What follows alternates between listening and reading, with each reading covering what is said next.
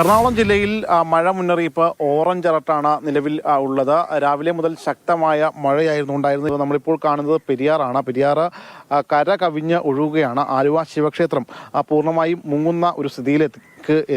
രാവിലെ ബലിതർപ്പണത്തിനും മറ്റും എത്തിയ ആളുകൾ റോഡിലാണ് ബലിതർപ്പണത്തിനുള്ള കാര്യങ്ങളും മറ്റുമൊക്കെ സജ്ജീകരിക്കുകയും ചെയ്തത്.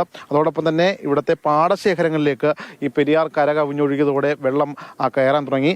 മറ്റൊന്ന്, മൂവാറ്റുപുഴയാറിൽ വെള്ളം കയറിയതിനാൽ തന്നെ മൂവാറ്റുപുഴയിൽ നഗരസഭയിലെ 6-ാം വാർഡിലെ ഇലാഹിയ ഉന്നതി ഭാഗത്ത് 8 വീടുകളിൽ വെള്ളം കയറി. അവിടുത്തെ താമസക്കാരെ ക്യാമ്പുകളിലേക്ക് മാറ്റാനുള്ള നടപടി ആരംഭിച്ചു. അതോടൊപ്പം തന്നെ എറണാകുളം ജില്ലയുടെ നഗരപ്രദേശങ്ങളിലും മറ്റുമൊക്കെ രാവിലെ മുതൽ ശക്തമായ മഴയുണ്ട് എങ്കിൽ പോലും വെള്ളക്കെട്ട് കാര്യമായ രീതിയിലില്ല.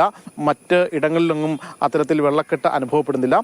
ഈ മഴയോടൊപ്പം തന്നെ ശക്തമായ കാറ്റ് അത് വലിയ അപകടങ്ങൾക്ക് ഇടയാക്കും എന്നാണ് വ്യക്തമാക്കിയിട്ടുള്ളത്. കൂടാതെ ശക്തമായ ഇടിമിന്നലും ഇന്ന് ജില്ലയിൽ മഴ പെയ്ത സമയത്ത് ഉണ്ടായിരുന്നു.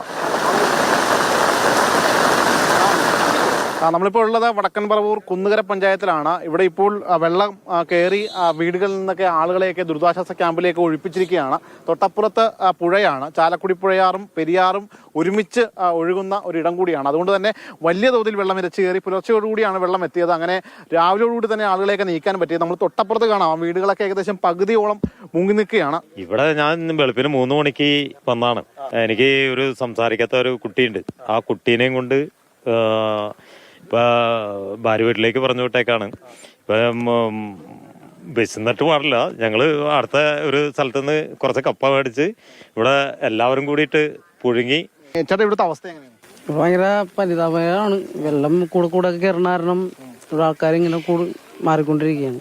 ഞങ്ങൾ കഴിഞ്ഞ പ്രാവശ്യം വെള്ളം കയറിയിട്ട് മത്സ്യങ്ങൾ കൂടുതൽ ചത്ത് ചീഞ്ഞ് ഇവിടെ സൈഡിൽ കിടക്കുകയായിരുന്നു. എങ്ങനെ വെള്ളം കാര്യമായ രീതിയിൽ ബാധിച്ചാ? പിന്നെ വീടുകളൊക്കെ കുറെ വീടുകളൊക്കെ മുങ്ങിയിട്ടുണ്ട്. തീരദേശ റോഡ് മുങ്ങി. വാഹന ഗതാഗതം നടക്കുന്നില്ല. വർഷം നേരിടുന്നതല്ലേ? എല്ലാ വർഷവും. ഈ വർഷം പെട്ടെന്നായിപ്പോയി. മഴ പെട്ടെന്ന് വന്നല്ലോ, പ്രതീക്ഷിച്ചില്ല. ഇപ്പോ വെള്ളം നിലവിൽ കൂടുതലാണ്. ഈ റോഡ് നേരത്തെ ഒന്ന് റോഡൊക്കെ കാണാമായിരുന്നു. ഇപ്പോ റോഡൊന്നും കാണാൻ പറ്റുന്നില്ല.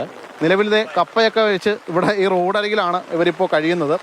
അത്യാവശ്യം ഒന്ന് വിശപ്പ് അടക്കാം എന്നുള്ള ലക്ഷ്യത്തിലാണ് ഈ കപ്പ പുഴങ്ങണേ.